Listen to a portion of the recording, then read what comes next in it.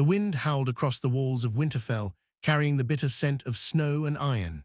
Ned Stark stood at the edge of the battlements, staring out across the sprawling lands of the north.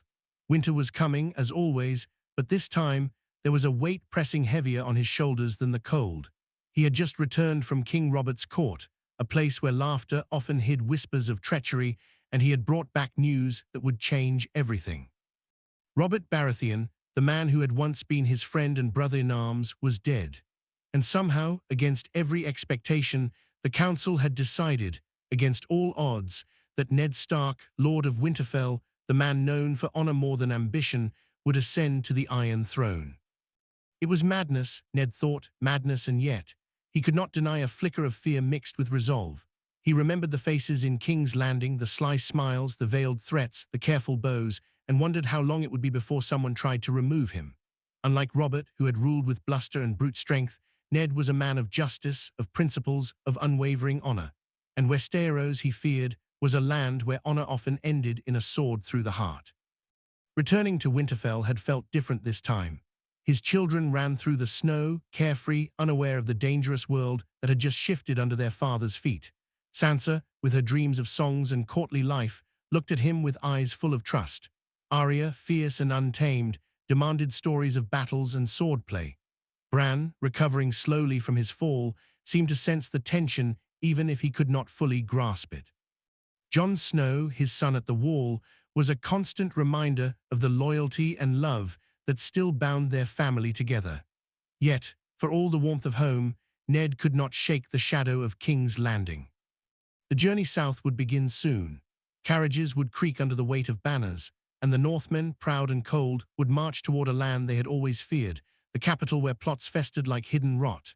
Ned had already begun to make preparations, letters sent to allies, word passed to bannermen, alliances reaffirmed. But even as he tried to plan, he knew that Westeros did not reward planning.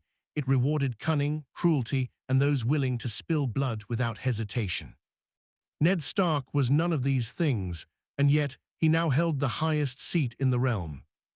On the road south, the landscape blurred into forests and frozen rivers. Ned rode beside Sir Barristan, a loyal knight sent from the Riverlands, though even he seemed uneasy at the thought of Ned Stark as king. The world of lords and ladies, of whispered deals in shadowed halls, awaited him. He wondered, would the lords of the Westerlands accept a Stark on the Iron Throne, or would Tywin Lannister, with his calculating eyes, see an opportunity to remove what he deemed a weak ruler? Even Robert's own family posed threats, with Queen Cersei's ambition burning like wildfire behind her calm smile, and the secret of her children's parentage lurking like a blade in the dark. Despite his misgivings, Ned could not turn back. Duty, honor, and a sense of destiny pressed him forward. He thought of the 7 kingdoms, of the people who had never known peace, and wondered if perhaps, in some strange twist of fate, he could guide them toward it. Not with cunning, not with lies, but with justice. The very thought seemed naive, almost foolish, but it was all he knew. And Westeros had never expected him to sit on the throne, had never imagined that a man like Ned Stark could wield the power of a king. As the sun set over the snow-dusted hills, a raven circled above, its black wings cutting through the orange light. Ned felt the eyes of the realm upon him, even in the lonely stretch of road. Each mile brought him closer to the capital, to the Red Keep, to the world that had always tested men's hearts and torn families apart. And yet, for the first time, Ned Stark was not just a lord defending his home, he was the king. And in a kingdom where betrayal was currency, he would have to navigate treachery with nothing but his honor and his sense of what was right. The journey was beginning, and Ned Stark knew one truth above all: Westeros might never be ready for a king like him, but whether they accepted it or not, he would sit on the Iron Throne. And when he did, every lord and lady, every schemer in shadow, would soon learn that honor could be as dangerous a weapon as any sword. The city of King's Landing rose before Ned Stark like a living beast, its red walls burning gold in the morning sun. From the walls of Winterfell to the streets of the capital, the air smelled different, heavier, thicker, like smoke curling around the scent of roses and rot. The city was alive with murmurs, whispers of the new king riding south, of a Stark who dared claim a throne no one expected him to. Ned felt the weight of the gaze of every citizen, every soldier, every noble as he passed through the gates. He had ruled Winterfell for decades, but this was a kingdom where loyalty shifted like sand and where one misstep could cost a man his head. The streets were crowded with merchants hawking fish, fruit, and fabrics so fine they could blind a man in the sun. Yet Ned barely saw them. His mind was already calculating, already wary. He remembered Robert's boisterous laughter, his wild hunts, his reckless decisions that had left chaos in their wake. Ned had always thought Robert's death would leave a vacuum, and now he felt it, a yawning space filled with danger. The council would be waiting, as would the lords and ladies, all eager to test the mettle of the northern wolf, who dared enter the lion's den. Arriving at the Red Keep, Ned dismounted and felt the chill of stone underfoot. The hallways were long and winding, adorned with tapestries depicting victories and betrayals alike. Servants and guards bowed, some with true respect, others with careful calculation. The Iron Throne itself loomed ahead, dark and twisted, forged from swords and blood. Ned could not help but feel the irony. He had always despised the cruelty of kings and queens, the endless games played for power.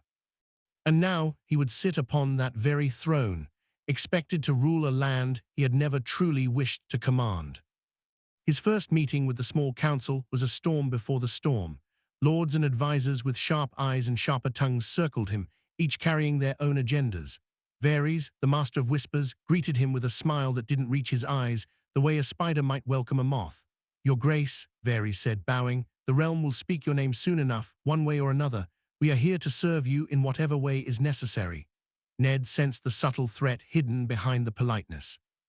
This man knew more than he let on, and every word carried weight, every silence carried danger. Cersei Lannister entered the council chamber with a smile that could slice steel. She was composed, regal, yet her eyes burned with cold fire. "King Stark," she said, her tone courteous but layered with venom, "the kingdom will require guidance in these troubled times. Surely a man of honor such as yourself will understand the delicate balance of ruling." Ned understood perfectly. The balance she spoke of was not justice, nor honor, nor loyalty. It was manipulation, betrayal, and control. And yet he knew that to confront her directly would be foolish. Every move had to be careful, measured, as though he were walking on ice over a pit of vipers. The meeting dragged on, filled with reports of unrest in Dorne, bandits in the Riverlands, and whispers of rebellion from lords who saw a Stark king as an opportunity to seize power. Ned listened, asking questions, issuing commands where necessary, always with an eye on the unspoken. Every suggestion he made was dissected, every pause weighed, every gesture interpreted. By the end, he knew the court would challenge him endlessly. Even loyal men of Robert's reign would question his decisions, test his resolve, and wait for him to fail. Failure, he realized, would be fatal, not just for him, but for the people who looked to him for protection. Yet amid the tension, Ned also saw opportunities. He could use his reputation for honor as a weapon, turning suspicion into loyalty among those who valued truth over treachery. He could reform the corrupt parts of the council, root out spies, and bind allies to him through trust rather than fear. But it would take time, and every day he lingered in King's Landing, the risks multiplied. He could feel eyes on him constantly, weighing every word, every movement, every breath. And he knew, deep down, that power in this city was as dangerous as any battlefield he had ever faced. As days turned into weeks, Ned began to see the threads of intrigue weave around him.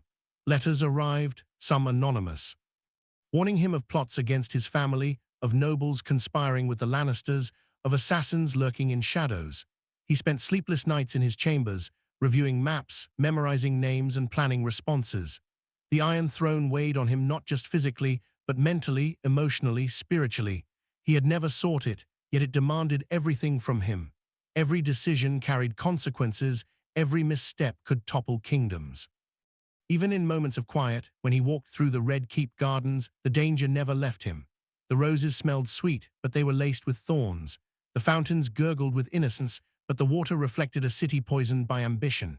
Ned thought of his children scattered across the land, some still in Winterfell, others in distant castles. Would they survive his ascent? Would Arya's fierce spirit be broken by the schemers of the South? Would Sansa's naivety be exploited? He could not protect them from everything, but he could at least prepare. Then came the first test. A lord from the Westerlands arrived, eyes cold, a thin smile hiding disdain.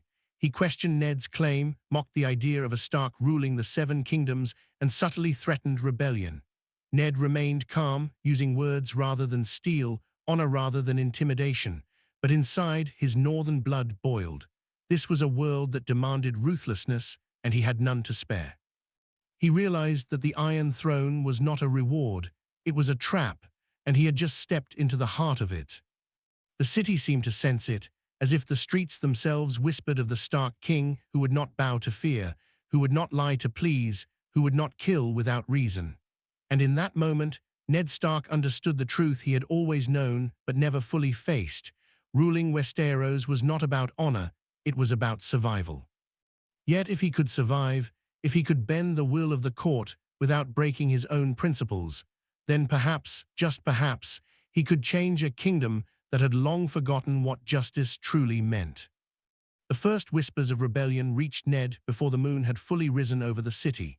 A series of letters, unsigned but unmistakably intended for his eyes alone, told of secret alliances forming between houses that had once bowed to Robert Baratheon.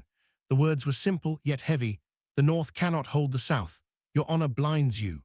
He read them again and again, tracing the loops of ink, as if by understanding the handwriting he could divine the authors. But the truth was more dangerous than ink on paper. The handwriting did not matter.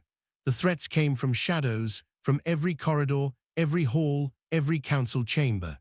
Ned Stark, the man who had lived and fought by honor, now faced a world where honesty itself was a weapon to be exploited. His first council meeting after receiving the letters was tense, the air thick with suspicion. Lords of the Vale, Riverlands, and Westerlands sat stiff-backed, eyes calculating, hands brushing hilted swords beneath their tables. Cersei Lannister, seated at the head, offered him a sweet smile that did not reach her eyes, and her son, Prince Joffrey, watched with the impatience of a boy who thought cruelty a form of entertainment. Ned tried to speak calmly, laying out plans to secure the realm and maintain peace, yet every suggestion seemed to be met with thinly veiled skepticism. The lords tested him, probed for weakness, laughed at his northern bluntness, and whispered to one another when he was not looking. Every word, every pause, every glance was a test, and the stakes were higher than any battlefield Ned had ever crossed. The first trap came swiftly, a small skirmish in the Riverlands, seemingly minor. A band of brigands attacking a northern supply caravan was, as Ned discovered, orchestrated by a southern lord loyal to the Lannisters. It was intended as a warning to show that the Stark king could not protect his own people. Ned was enraged, but he could not afford open rage. He sent letters demanding justice, dispatched trusted northern knights to investigate, and personally oversaw the caravan's recovery. The act, though minor in scale, sent ripples through the court. Some saw strength, others saw defiance that could not be tolerated. Every move Ned made, he realized, would now be examined as a threat or a weakness. In the evenings, he wandered the halls of the Red Keep, restless and troubled. The throne room loomed large and foreboding, the swords that made it so gleaming with a cold, metallic menace. He thought of Robert, who had laughed at danger as if it were a jest, and Ned understood, perhaps for the first time, why Robert had always relied on brute force rather than wisdom. The city did not bend to honor, it bowed to fear, manipulation, and murder. Ned could not wield fear, and he could not lie with skill. Yet he could act with justice, and that, he hoped, might be enough. But the city had already begun to test him in ways he had not foreseen. Rumors of his supposed weakness spread like wildfire, whispered stories of a northern lord unfit to rule a kingdom of schemers, a man too righteous to survive. Even servants and minor nobles looked at him with an edge of doubt, as if they could see through him to the man's honor, and were unimpressed. Ned began to realize that being king was not merely about ruling the lords.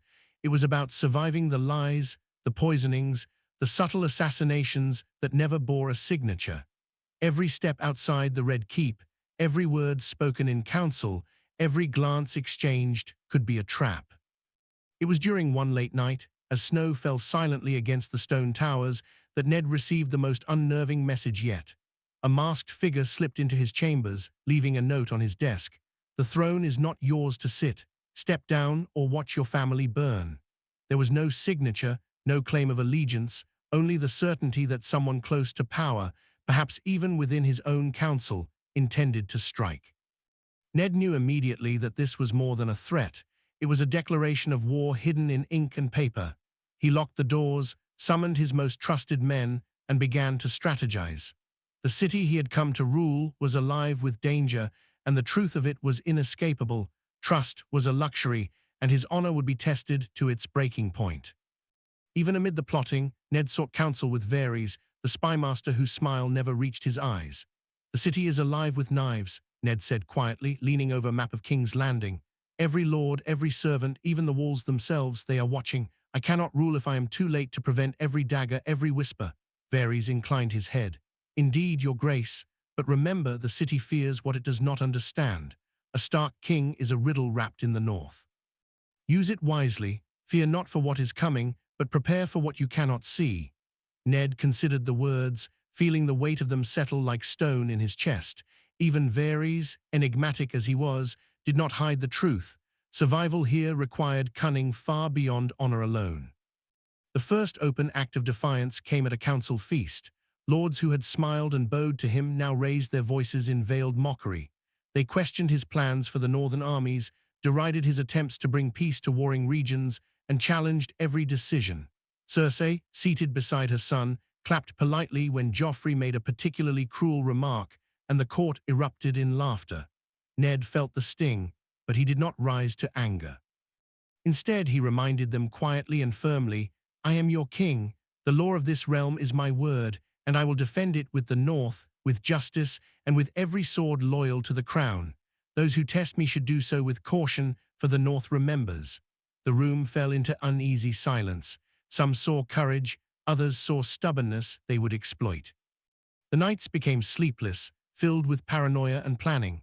Ned realized that the throne demanded a constant vigilance he had never imagined. Every dinner, every council meeting, every walk through the halls became a test of nerve and intelligence.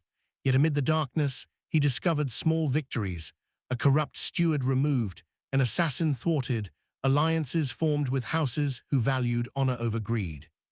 Each success was a spark, fragile and fleeting, but it gave him hope that perhaps Westeros could be changed, that perhaps a Stark could sit on the Iron Throne without bowing to fear. But the lessons of the city were cruel and relentless. For every victory, there was a counterstrike, whispers in hallways, plots that nearly succeeded, letters dripping with threats. Ned felt the heavy burden of power pressing on him, but he refused to bow to fear. Every action, every decision, became a careful balance of justice and survival, a dance across a floor paved with blades. And he knew, deep down, that the ultimate test was yet to come. The Game of Thrones was only beginning, and the city, with all its beauty and danger, would demand more than honor to survive. The chill of betrayal cut sharper than any northern winter as Ned Stark slowly began to understand the full depth of the danger surrounding him. The first signs were subtle, a delayed message here, a misdirected order there, but soon the pieces fell into place. One of his own trusted advisors, a man who had fought beside him during Robert's rebellion and swore loyalty to the North, was secretly feeding information to the Lannisters. Ned discovered it when a letter arrived at Winterfell, delivered by a courier from the Riverlands. It detailed movements of troops, council plans, and even suggested weaknesses in the northern defenses. The handwriting was familiar, and the confirmation from a discreet investigation left Ned reeling. Trust, he realized, was the most dangerous gamble a king could make, and he had just lost heavily. Ned confronted the traitor in his chambers, the candlelight flickering across stern faces and cold eyes. The man fell to his knees, begging for mercy, but Ned could feel the weight of every decision pressing down on him. Honor demanded justice, yet the city demanded survival. Ned understood then that the Iron Throne did not forgive hesitation, and mercy could be a weakness that cost lives, not only his own, but the lives of those he had sworn to protect. The man was sent to the dungeons, where he would remain until further orders. Word would spread of justice, but not too loudly, for fear of inciting panic among other uncertain allies. Every act had to balance authority and caution, strength and restraint, and each misstep could unravel everything he had begun to build. Meanwhile, in the court itself, tensions mounted like clouds before a storm. Cersei Lannister's subtle smile masked a network of spies, loyalists, and schemers, all working to test his patience and his principles. She questioned every command, every decree, as though measuring his resolve, always with Joffrey at her side, a boy eager to mock, eager to watch chaos unfold.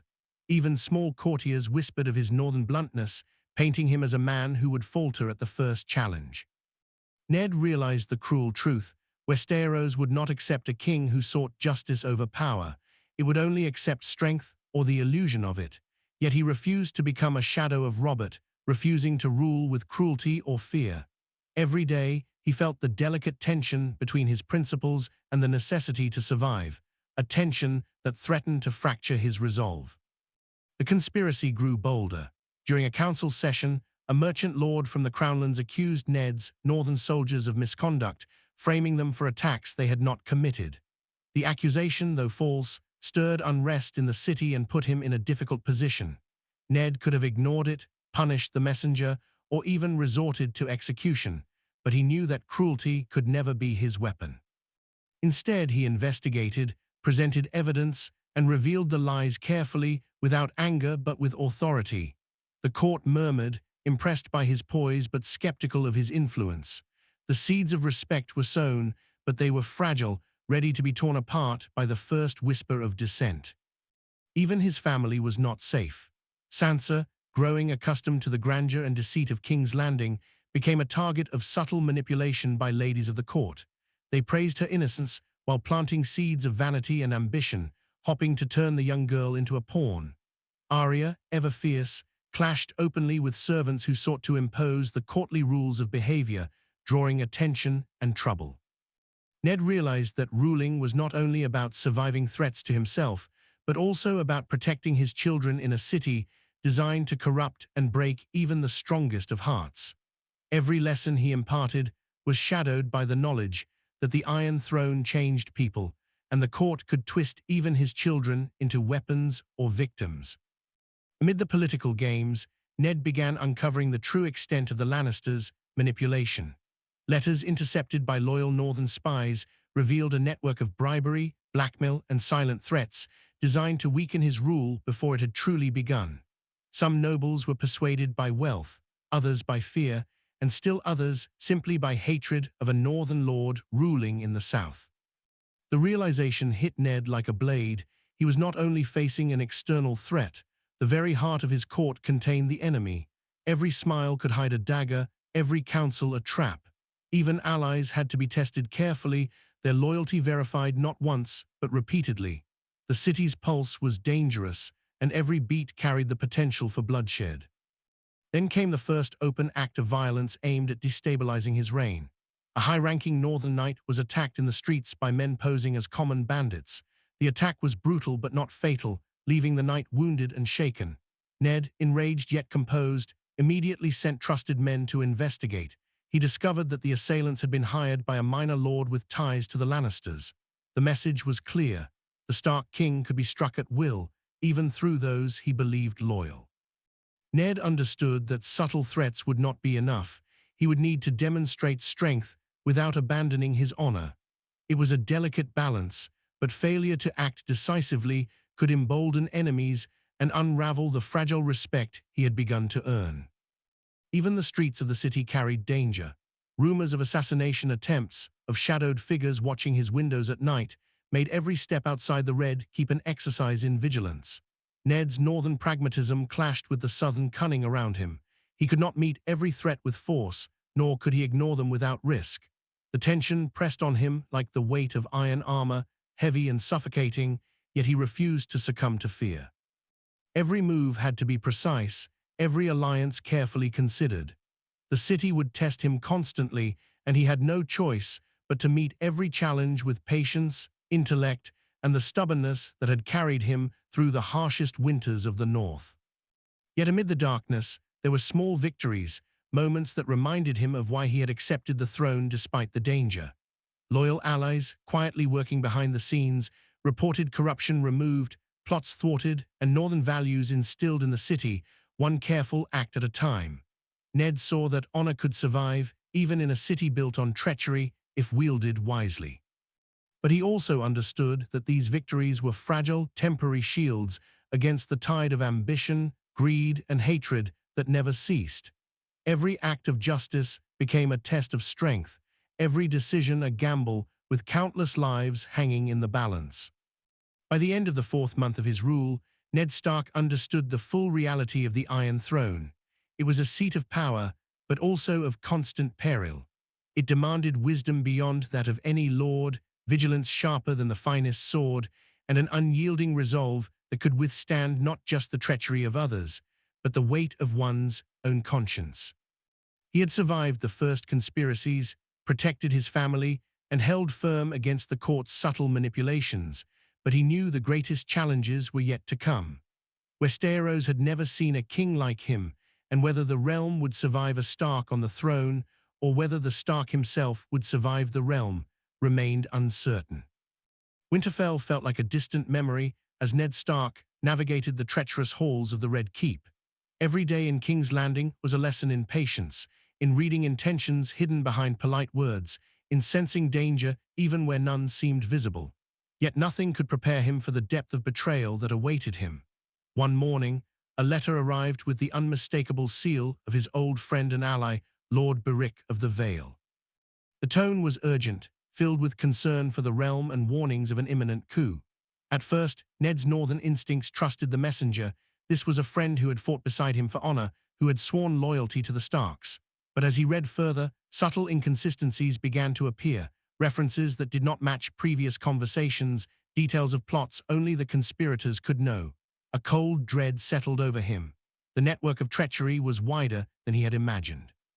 Even his closest allies could be compromised. By midday, rumors had already begun to circulate in the court. Lords and ladies whispered in corridors, some pretending innocence, others slyly questioning his judgment. Even Cersei's carefully controlled smile seemed sharper, more calculating. As though she had anticipated his doubts before he even voiced them to himself. Ned realized that surviving in this city required more than courage. It required cunning, a trait he had long thought unnecessary in the north. He had to act decisively, yet without sacrificing the honor that defined him. Every step was a tightrope over a pit of vipers, and one misstep could send him plummeting. The first open act of betrayal struck when a trusted northern knight, Sir Roderick, confessed to secretly communicating with Lannister agents. The knight swore it had been under duress, bribed and threatened to spy on the Stark king, but the damage was done. Ned's fury burned, yet he restrained it, knowing that rash anger could play into his enemy's hands. Instead, he ordered a quiet investigation to uncover the full network behind the treachery. He could not rely on brute force alone. He had to outthink those who sought to remove him. In a city built on deception, strategy had to replace the swords he wielded in battle. While these betrayals simmered, Ned also faced personal attacks that struck deeper than any political maneuver. Sansa was being subtly manipulated by ladies of the court, flattered and encouraged to speak out against her father's northern customs, to adopt southern ways, and to see ambition as a form of strength rather than greed. Arya, meanwhile, clashed openly with servants and guards, drawing attention that could be twisted into scandal. Bran's letters from Winterfell hinted at unrest among the northern bannermen, concerned that their lord's children were being corrupted in the south. Ned understood the cruel reality. The Iron Throne demanded sacrifices, and family, once a source of comfort, could become the most vulnerable weapon in the hands of enemies. Amid these challenges, a conspiracy emerged that shook him to his core. Evidence revealed that one of his closest advisors, the very man who had guided him through the first months of rule, had been secretly plotting with the Lannisters to assassinate him during a council session. The betrayal was staggering, not just for the act itself, but for the subtlety with which it had been executed. The man had counseled him, offered suggestions, and steered decisions in ways that seemed prudent, all while feeding information to those who wanted him dead. Ned's mind raced as he considered the implications. How many others had been similarly compromised? How much of the council's advice could he trust? The very seat of power was riddled with hidden daggers. Ned knew he had to act carefully. He could not execute every traitor immediately. Such an act would signal panic and might spark rebellion. Instead, he moved with quiet precision, isolating the conspirators one by one, planting evidence of loyalty and subtly countering their plans. It was a slow, meticulous process, each success saving him from immediate danger while also revealing the depth of the corruption he faced. He realized that the throne demanded a constant battle, not against armies, but against shadows, whispers, and hearts that could turn at the slightest opportunity. Even as he navigated these dangers, Ned began to see the cost of ruling through honor alone. Some lords who respected his principles still acted out of fear, hesitant to fully support him, knowing that any alignment with the Stark king could make them targets. Others openly flouted his decrees, testing the limits of his authority. Every day was a lesson in restraint, in strategic patience, in knowing when to strike and when to hold back. The city itself seemed to conspire against him, with its narrow streets, hidden tunnels, and secret passages that allowed spies to move unseen. The Iron Throne, he realized, was not just a symbol of power. It was a test of intelligence, endurance, and the ability to maintain one's principles amid ceaseless danger. At the same time, Ned's mind constantly returned to his children. Sansa, increasingly aware of the court's complexities, had begun to understand that her father's northern ways were at odds with the South's political games. Arya, brimming with defiance, needed guidance to survive without losing herself. Even Jon, far at the Wall, sent letters filled with concern, hinting that news of plots and conspiracies might eventually reach him. Ned understood that ruling a kingdom meant defending not only his life, but the lives of those he loved most. Every decision now carried the weight of potential tragedy, and he began to understand that the throne demanded sacrifices he had never anticipated. The most difficult decision came when he uncovered proof of a plot that could have killed him in the council chamber during a formal gathering. The conspirators had planned to strike with knives hidden in the folds of robes, timing the attack to coincide with a distraction in the hall. Ned considered executing them immediately, but he knew the public act would have consequences. Instead, he orchestrated a counterplan, exposing the plot quietly to loyal knights and having the traitors quietly imprisoned. The act sent a clear message. Ned Stark could not be removed by stealth or violence, yet he did so without violating his principles. The balance was delicate, and he knew that each success now came with a heightened cost. By the end of the 5th month, Ned Stark had transformed, in some ways, into a king that Westeros had never imagined. The man who had been defined by honor alone had learned the necessity of subtlety, of strategy, and of patience. Yet he was still true to his northern values, using cunning not to deceive for personal gain, but to preserve justice, to protect his family, and to maintain stability in a realm that sought to tear him apart. He had survived assassination attempts, thwarted conspiracies, and faced betrayal from those he had trusted completely. Yet even as he consolidated his power, he understood a bitter truth. The city of King's Landing was alive with danger, and the Iron Throne demanded more than strength. It demanded vigilance, courage, and a willingness to confront the impossible choices that honor alone could not resolve. As Ned stood one evening on the balcony of the Red Keep, looking over the sprawling city, he felt the cold wind of the capital whip against his face. He understood, more clearly than ever, that the greatest battles were not fought with swords, but with patience, wisdom, and the unyielding determination to survive in a world that had never expected a man like him to sit on the throne. Westeros had tested him, and he had endured, but the game was far from over, and the shadows still whispered of dangers yet unseen. The tension in King's Landing thickened like a storm cloud on the horizon.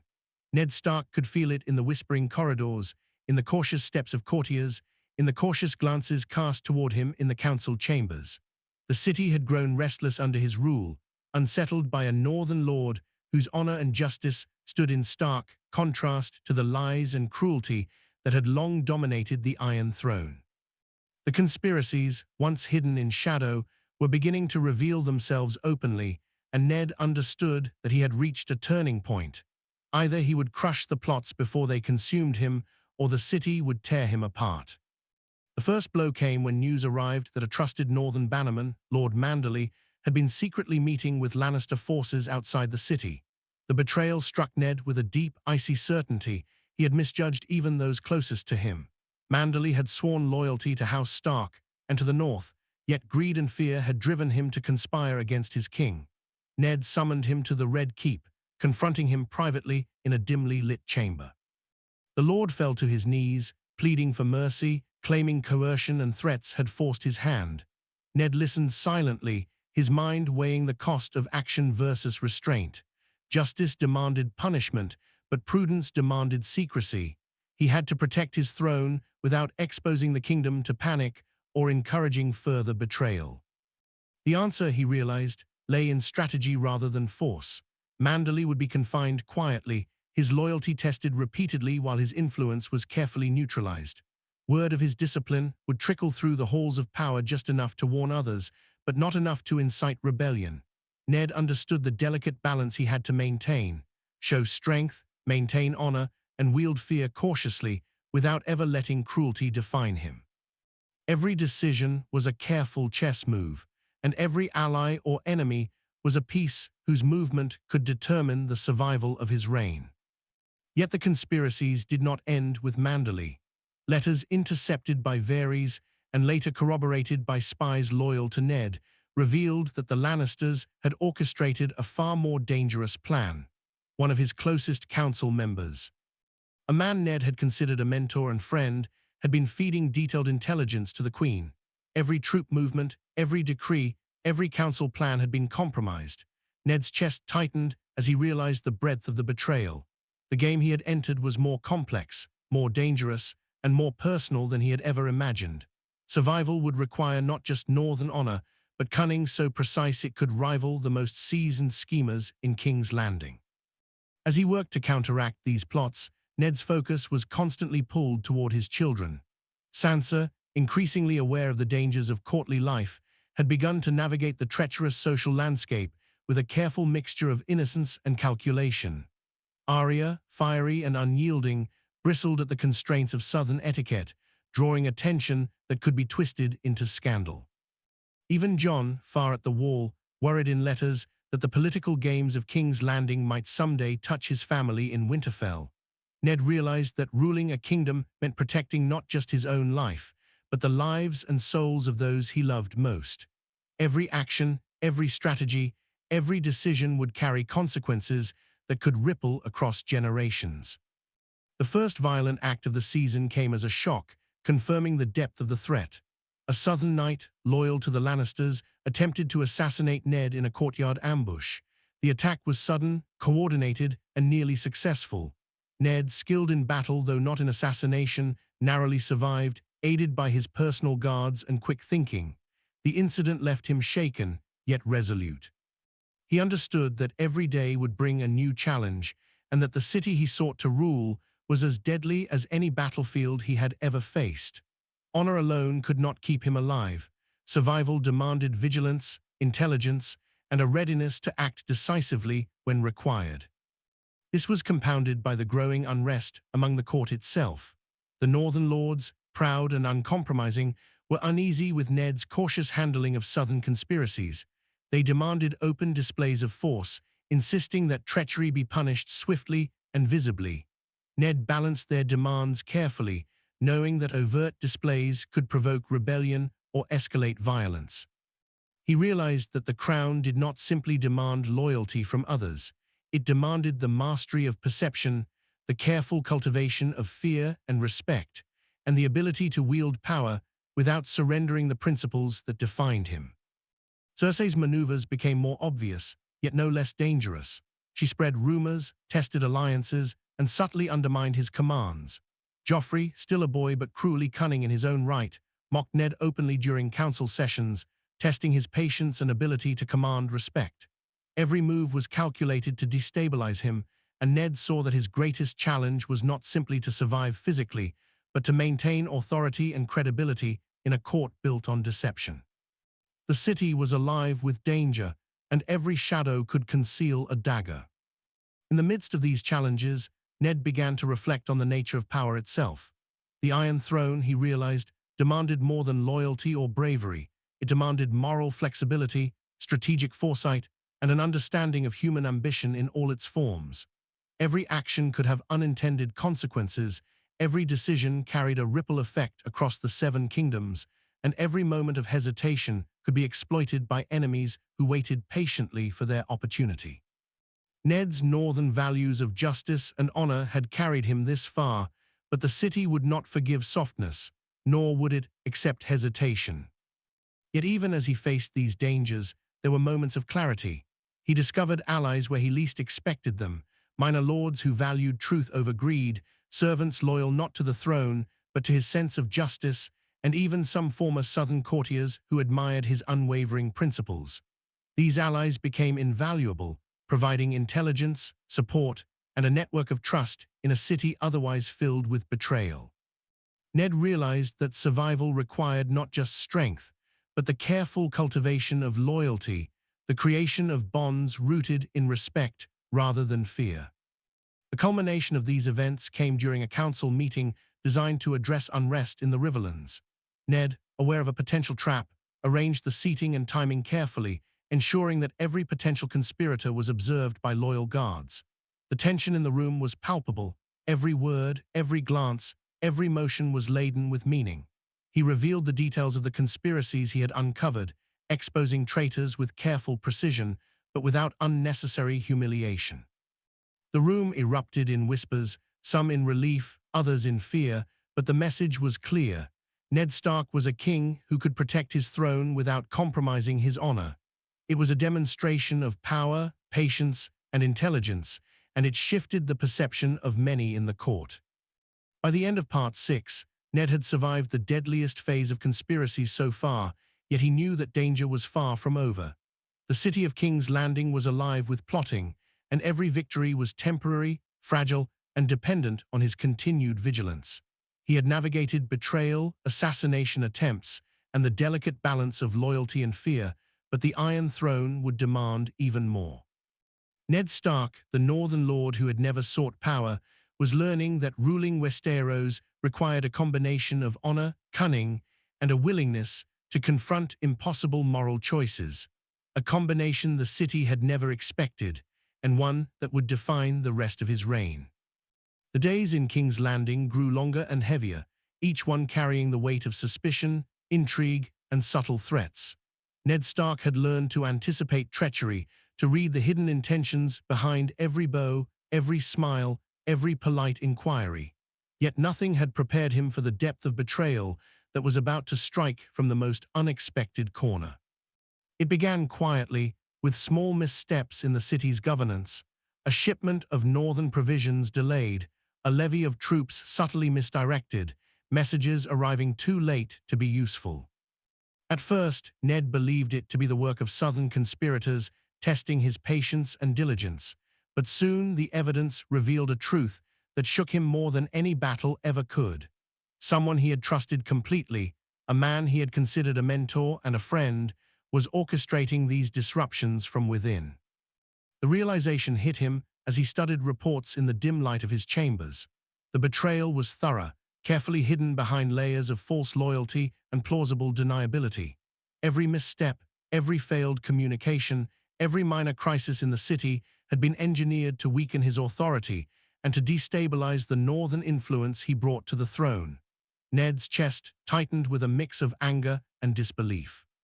This was not just politics. This was a personal assault, a calculated attack on his family, his honor, and the very principles that defined him. The city he sought to guide was turning against him, and the weapon wielded most effectively was trust itself. He confronted the traitor in private, the two of them standing in a shadowed corridor where the walls seemed to absorb every word. The man fell to his knees, pleading, claiming threats and extortion from Lannister agents had forced his hand. Ned's northern blood boiled with righteous fury, yet his voice remained calm, measured, controlled. Justice demanded punishment, but wisdom demanded subtlety. The man would be confined quietly, monitored constantly, and only when Ned was certain no further threat existed would the consequences escalate. It was a bitter compromise, but one that allowed him to maintain his honor while ensuring his throne remained secure. Every step now required careful calculation, and every act of mercy or restraint was both a weapon and a risk. The betrayal rippled outward, affecting the court and the city. Rumors began to circulate, some deliberately planted by the Lannisters, others the natural consequences of fear and uncertainty. Lords whispered that the Stark king was soft, that he relied too heavily on honor to survive in a city built on deceit. Even allies who had once seemed loyal questioned his judgment, hesitant to commit fully to a ruler who acted cautiously rather than with overwhelming force. Ned understood that perception was as dangerous a weapon as any sword in King's Landing, and he had to control it carefully without allowing fear or anger to guide his decisions. Every move was a delicate balance between showing strength and maintaining integrity. As the conspiracy unfolded, Ned began to realize that the Iron Throne demanded compromises he had never imagined. To survive, he could not rely solely on loyalty or honor. He had to anticipate deception, manipulate perception, and sometimes act against his instincts to protect the greater good.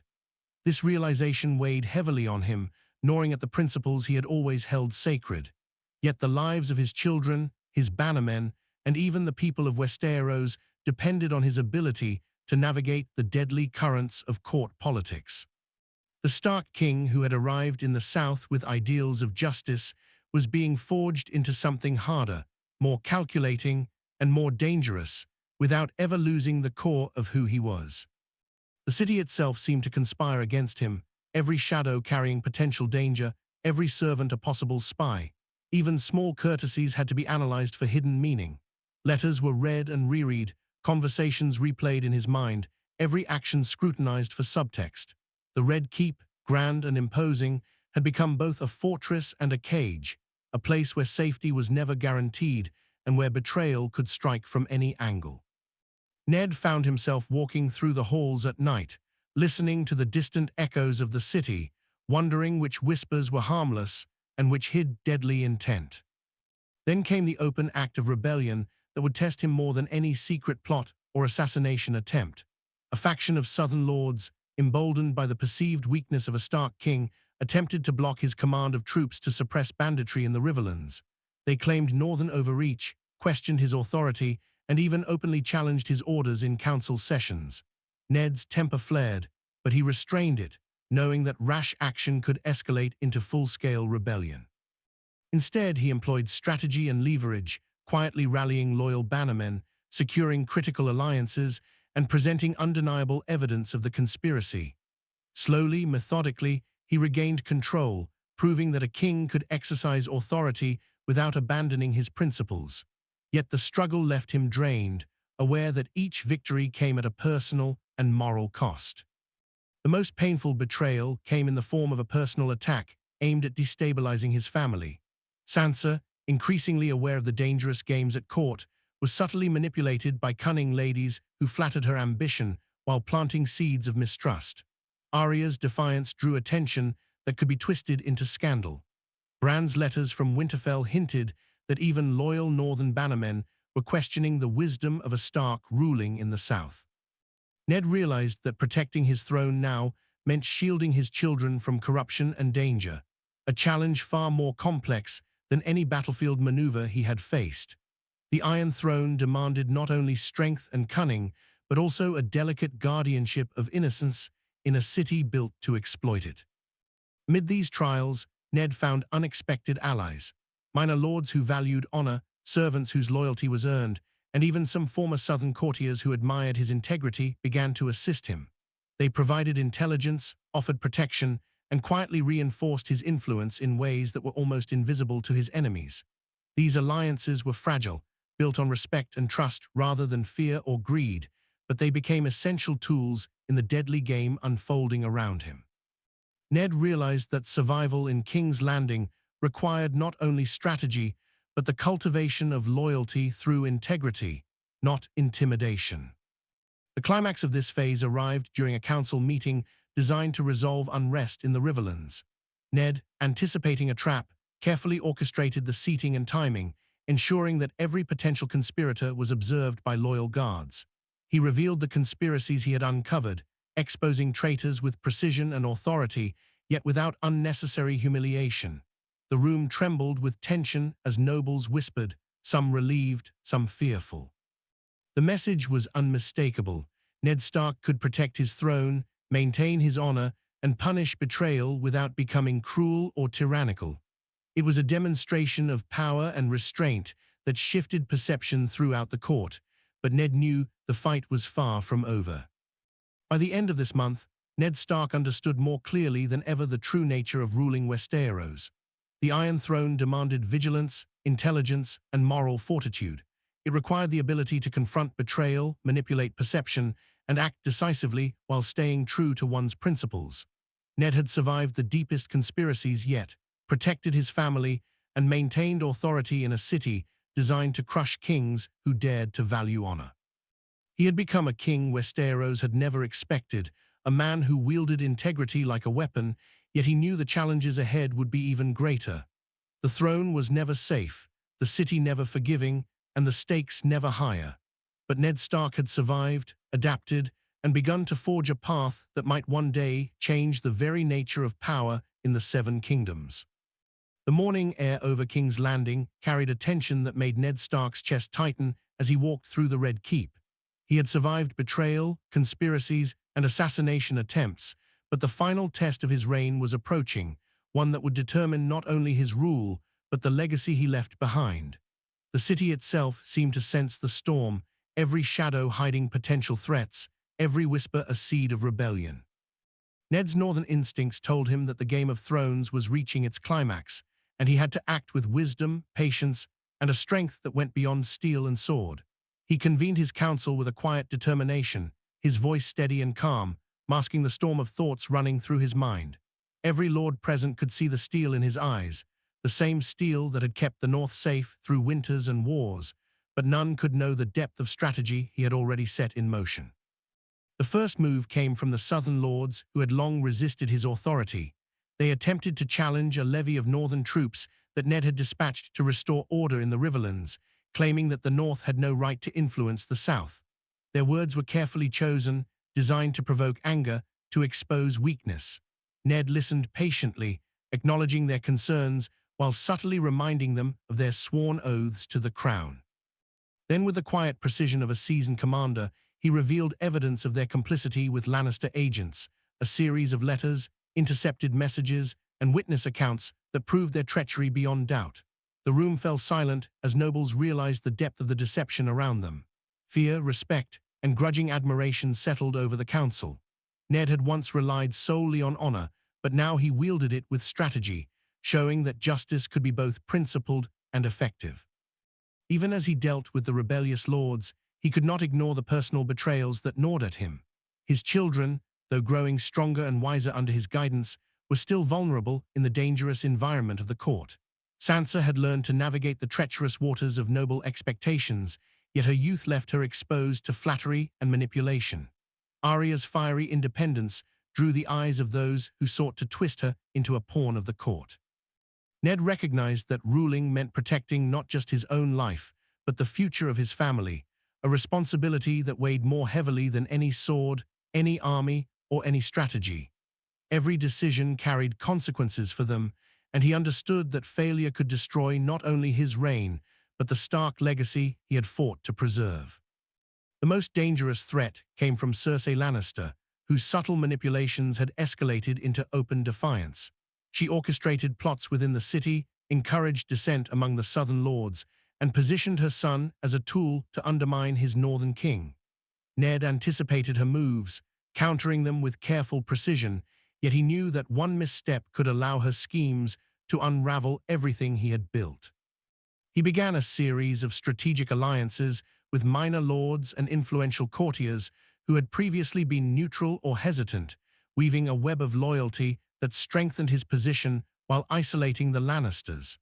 Every alliance was a calculation, every meeting a test, every word spoken a weapon in the invisible war for the city.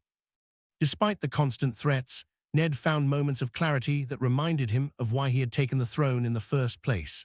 He witnessed the loyalty of those who valued justice over greed, the courage of servants who acted not out of fear but respect, and the quiet reverence of northern bannermen who understood the weight of his principles. These moments were fleeting, but they provided the strength he needed to continue, a reminder that honor, though often tested, could survive even in the cruelest of cities. He realized that the Iron Throne demanded more than survival. It demanded the cultivation of respect, the careful protection of those who were loyal, and the ability to act decisively without compromising the core of one's character. The final confrontation came during a council session meant to address unrest across the kingdom. The Southern Lords, emboldened by their previous successes, attempted to challenge his authority openly, mocking his northern values and questioning his decisions. Cersei and Joffrey sat at the head of the room, their smiles sharp with anticipation, expecting a breakdown, a display of weakness. Ned remained composed, presenting evidence of the conspiracies he had uncovered, the betrayals he had neutralized, and the loyalty of those who supported him. His words were calm but unyielding, each one a demonstration of authority tempered by justice. The room shifted in silence, the whispers of doubt replaced by recognition of his power and intelligence. He had survived every test thrown at him, and now the city had no choice but to acknowledge that the Stark King was a force to be reckoned with. Even as he consolidated power, Ned knew that the throne had changed him. The man who had arrived in King's Landing, guided by honor alone, had learned the necessity of strategy, patience, and calculated restraint. He had faced betrayal from those he trusted most, assassination attempts that could have ended his life, and the relentless scrutiny of a court built on deceit. Yet he had emerged stronger, more cunning, and wiser, able to wield his principles as both shield and sword. The city, which had sought to destroy him, had been reshaped by his presence, and Westeros itself began to sense that a king, unlike any other now, ruled the Iron Throne. The ultimate test of his reign came with a final act of treachery from a faction he had thought loyal. They had coordinated an attempt to seize control of the city's armory, hoping to force his hand and incite open rebellion. Ned acted swiftly, deploying trusted northern knights to secure the gates and surrounding streets, while he confronted the conspirators directly. His presence alone, calm and resolute, broke the morale of those plotting against him. By the end of the day, the threat had been neutralized, not with cruelty, but with precision and authority. The city, once a web of deception and danger, had been forced to recognize the strength and wisdom of a Stark on the Iron Throne. In the quiet that followed, Ned reflected on the journey that had brought him here. From the snowy halls of Winterfell to the deadly intrigue of King's Landing, he had faced challenges that tested his honor, intelligence, and endurance. He had navigated betrayals, protected his family, and survived assassination attempts, all while remaining true to the principles that defined him. The Iron Throne had demanded sacrifices, forced impossible choices, and reshaped him in ways he had never anticipated. Yet he had endured, and in doing so, he had proven that a ruler could govern Westeros with integrity, courage, and wisdom, even in a city built on treachery. As night fell over the Red Keep, Ned stood on the balcony overlooking the city, the wind carrying the faint echoes of life below. He understood that ruling Westeros would never be simple, that threats would continue to arise, and that every day would require vigilance, patience, and strength. Yet he also knew that he had changed the course of the kingdom, demonstrating that a Stark could sit upon the Iron Throne and survive, perhaps even shape the future of the Seven Kingdoms. The city had never expected him, and Westeros had never seen a king like Ned Stark. The weight of the crown pressed upon him, but he bore it with resolve, knowing that he had not only survived, but had begun to leave a legacy of justice, honor, and strength that might endure long after his reign. The city of King's Landing slowly settled into an uneasy peace under Ned Stark's rule. The plots, betrayals, and conspiracies that had once threatened to consume him were either neutralized or carefully contained, leaving the court to acknowledge a king who governed not through fear, but through a rare combination of honor and calculated strength. Ned understood that the Iron Throne was not merely a seat of power, but a test of character, intelligence, and endurance. He had faced treachery from those he trusted most, assassination attempts that could have ended his life, and constant scrutiny from a city that expected cunning over conscience. Yet through it all, he had remained true to the principles that defined him: justice, loyalty, and protection of family. His children adapted to this new reality in their own ways. Sansa, once naive and sheltered, began to understand the subtle complexities of power, learning to navigate them without losing her sense of self. Arya's fiery independence remained intact, tempered by the lessons of patience and strategy she witnessed in her father. Even Jon, far at the wall, could sense that his family had survived something remarkable, a Stark on the Iron Throne, bending a city built on deceit to honor and justice. Ned took solace in knowing that his efforts had not been in vain. He had not only protected his family, but had begun to shift the perception of leadership in Westeros, proving that strength need not come at the expense of morality. The Southern Lords, once openly defiant, grew cautious, wary of challenging a king who could combine intelligence, patience, and a quiet but undeniable authority. Cersei and her allies, while still ambitious, recognized that their manipulations could no longer dismantle the order Ned had created. Even Joffrey, cruel and impulsive, learned to temper his outbursts in the face of a father who balanced discipline with fairness. King's Landing, a city that had once seemed poised to destroy him, now moved in a rhythm that respected his rule, though always with caution. Ned knew that peace was fragile, but it was peace nonetheless, and it was a testament to the difficult choices, the patience, and the courage he had demonstrated throughout his reign. Ned Stark often reflected on the journey that had brought him here. He remembered the snowy halls of Winterfell, the simplicity of northern life, and the harsh yet honest lessons of his upbringing. Coming south, he had faced the full brutality of court politics, the subtle cruelty of those driven by ambition, and the relentless challenges of a kingdom accustomed to cunning over conscience. Every betrayal had taught him something about human nature, every conspiracy had honed his judgment, every threat had strengthened his resolve. The King Westeros never expected had emerged not by abandoning his principles, but by learning to wield them as tools in a world that prized deception. In the quiet of the Red Keep, Ned Stark found moments of reflection that reminded him why he had taken the crown despite its dangers. The Iron Throne had demanded sacrifices and impossible choices, yet he had survived without losing the core of who he was. He had demonstrated that honor could exist in a city built on deceit, that justice could be balanced with strategy, and that family could be protected even amidst chaos. Westeros had never seen a ruler like him, and the Seven Kingdoms would remember the reign of the Northern King who dared to sit upon the Iron Throne without compromising his conscience. As the sun set over the city, casting long shadows over the Red Keep, Ned stood upon the balcony and looked across King's Landing. The streets below buzzed with life, unaware of the delicate balance that had been maintained to preserve their safety. He felt the weight of the crown, heavy yet not unbearable, and for the first time he allowed himself a moment of quiet satisfaction.